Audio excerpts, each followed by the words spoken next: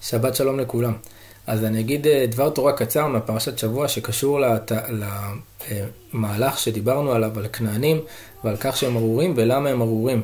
בגלל שהם מנוגדים מעצמם לעצמם. אז יש מאמר מאוד יפה שלקוח מהפרשה שלנו. הפרשה שלנו מדברת על כך שאליעזר עבד אברהם נשלח על ידי אברהם למצוא אישה לביתו. ומי זה אליעזר עבד אברהם הזה? ולמה הוא נקרא עבד בכלל? ולמה אברהם אבינו לא בא והחזיר אותו בתשובה? אז כידוע, אברהם אבינו ביקש למצוא אישה לאשתו מהזרע שלו, מזרע של תרח, מהמשפחה של תרח, והוא לא רצה לקחת אישה מהכנען, מהמקום שבעצם הוא גר. כידוע בעצם שהקדוש ברוך הוא אמר לו, הולך לך לארצך, לבית אביך, לארץ כנען. אנחנו נמצאים בארץ כנען, ואנחנו צריכים לבוא ולרומם את ארץ כנען, הארץ שאמרנו שהיושבים בה הם אנשים עם חיים טבעיים מסוימים, חיים שפלים, ואנחנו, הטבע שלנו שונה מהם, ולכן הוא לא רצה שהכנענים יהיו קרובים, והטבע שלהם ייכנס לתוך המשך הצאצאים של אברהם. לכן הוא ביקש מאליעזר עבד אברהם, למרות שהוא היה כנעני, הוא ביקש. ומדובר, מי זה אליעזר עבד אברהם הזה? אז המדרש אומר שהוא היה מושל בכל ביתו, כן? הוא היה מושל בכל ביתו, והוא היה איש משכיל. אז איש משכיל, הכוונה שהוא כן למד, ישב בישיבה של אברהם, ולמד תורה, אותו אליעזר. ולא רק שהוא בעצם היה איש משכיל ולמד תורה, אלא גם הוא לימד תורה את האחרים. זאת אומרת, אליעזר היה אדם מאוד מאוד מקורב לאברהם, הוא היה ממש אחראי על כל ביתו, מושל בביתו, הכוונה שהוא היה שולט בכל התורה של אברהם, והוא יכל גם ללמד אותה, ככה אומר לנו המדרש.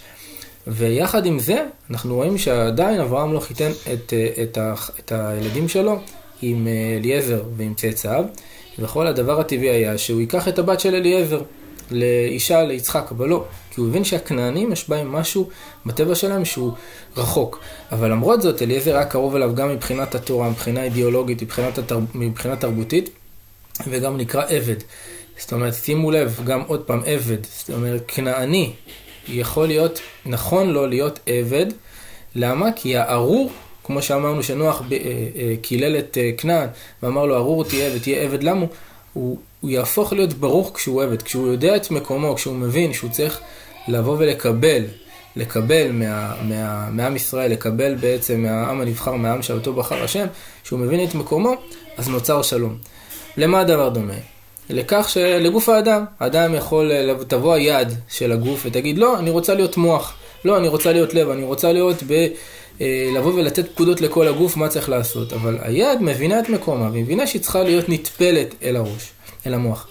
אנחנו ראינו באירוע שקרה ב7 לאוקטובר, האירוע הקטסטרופלי הזה, אנחנו ראינו בחוש שיש טבע שצריך להכיר בו, וצריך גם לדעת לטפל בו באופן מסוים, ואם נדע איך לטפל בו, זה בסופו של דבר מה שיביא את השלום. השלום, הפירוש האמיתי של שלום זה לא איזשהו נורמליזציה או משהו כזה מהסוג הזה, אלא שלום אמיתי ועמוק שכל אחד יודע את מקומו, כמו בגוף האדם שכל איבר ואיבר יודע את מקומו, אז כל כוח שנמצא באנושות צריך לדעת את מקומו, וכשהוא ידע את מקומו אז יהיה באמת שלום אמיתי, ובעזרת השם נזכה לשלום אמיתי, שהצבא בזכות זה שהוא יבוא ויכחיד את הרשעה, הוא ייצור פה שלום שכל אחד יבין את הזהות שלו ואת המקום שלו בעולם, ובעזרת השם יבוא שלום אמיתי.